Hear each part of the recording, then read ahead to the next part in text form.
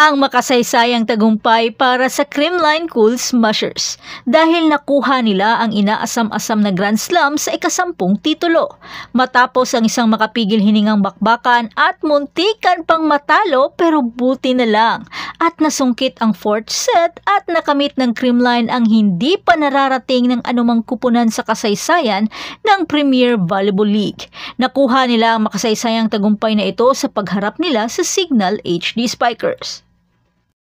Isang mahigpit na laban ang ipinamalas ng Creamline at Signal sa Invitational Conference Finals.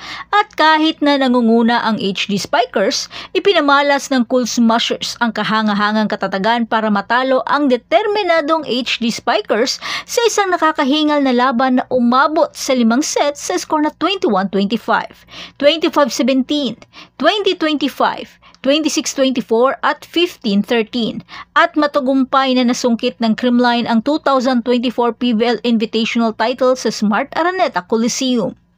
Ang tagumpay na ito ay nagpapahayag ng ika-10 titulo ng Creamline sa kasaysayan ng franchise at ang kanilang pangalawang titulo sa Invitational Conference.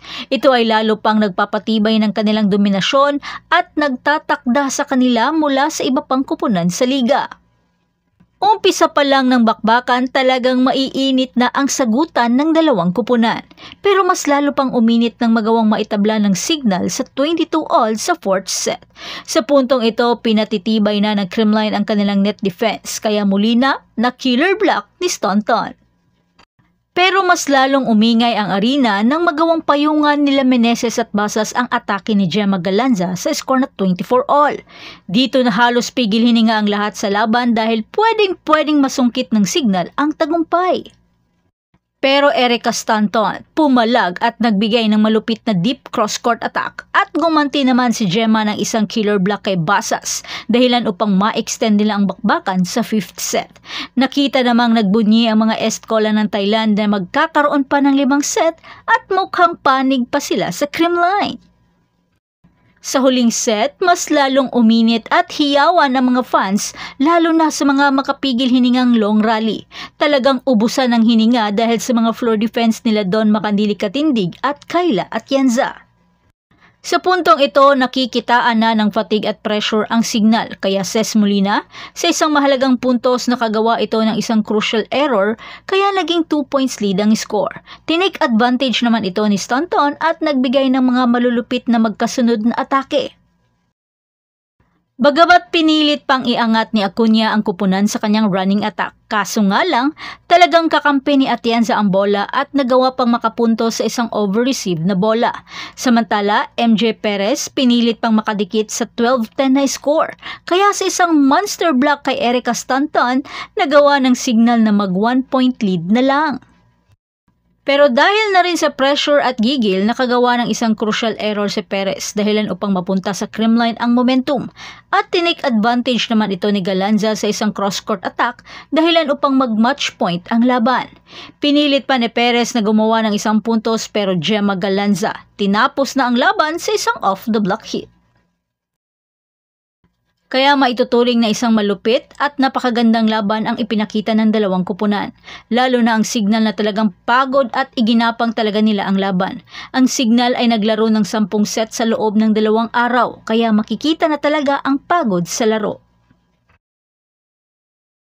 Ang dynamic duo ni Erica Staunton at Bernadette Pons ay muling naglaro ng mahalagang papel para sa Creamline. Si Staunton ay nagbigay ng magaling na performance na may 29 points, kabilang ang 26 attacks, 2 service aces at 1 block. Samantala, pinuri naman si Pons na may 27 points, 16 excellent reception at 13 excellent digs. Nakumpleto ng Creamline ang conference na walang mansang talo sa Invitational Conference. Si Galanza na nawala sa unang 3 laro ng torneo ay nag-ambag ng 11 points. Si Pangs Panaga ay mayroon ding 11 points na may 6 na attacks, 3 blocks at 2 aces. Ang final MVP na si Kyle Negrito ay nagbigay ng 25 excellent sets, habang nagdagdag ang liberong si Kayla Atienza ng 19 excellent digs at 11 excellent reception para sa Cool Smashers. Sa kabilang banda, ang HD Spikers ay muli na namang kinapos at nagtapos bilang mga runner-up para sa ikalawang pagkakataon sa kasaysayan ng kupunan. Nagbigay si Perez ng impresibong 42 points, ang pinakamataas na marka ng scoring sa isang final game, sa pamamagitan ng 37 attacks, 3 aces at 2 blocks. Nagtala rin siya ng 17 excellent reception at 11 excellent digs. At yan na ang lahat para sa ating update ngayon. Manatiling nakatutok para sa iba pang mga balita mula sa mundo ng Philippine Volleyball. Huwag kalimutan mag-like, mag-subscribe at i-spike ang notification bell para hindi ma-miss sa mga susunod na video. Hanggang sa muli, patuloy na mag-spike at mag-dig sa ating channel.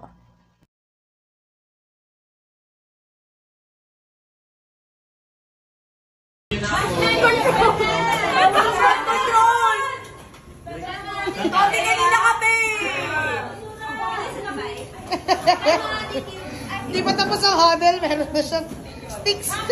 May paparazzi po dito!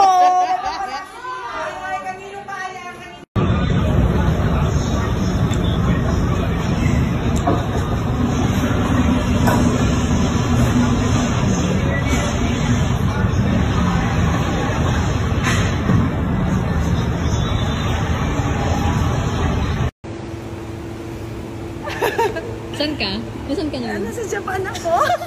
Charot. Hello. Miss na kita. Hindi ka pa nakakaupo. Pandesal ka.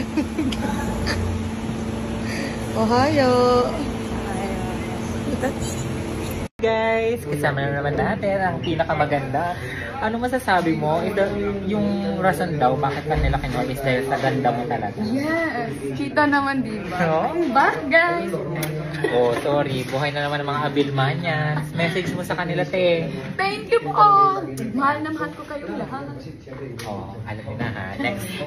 Next game, dapat may patarpuli na to ah.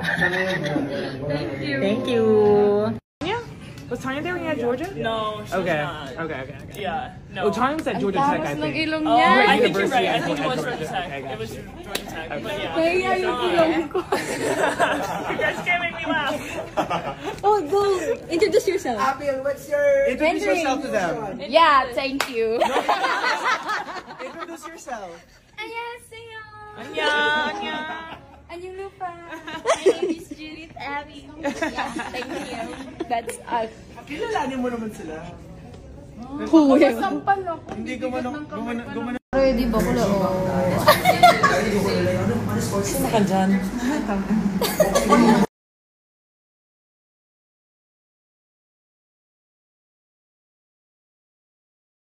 Usually after training during college. Oh, pero nanglalamang sila, naligo sila. Usually hindi kami naliligo. Usually walang ligo to, pero may mga pupuntahan kasi.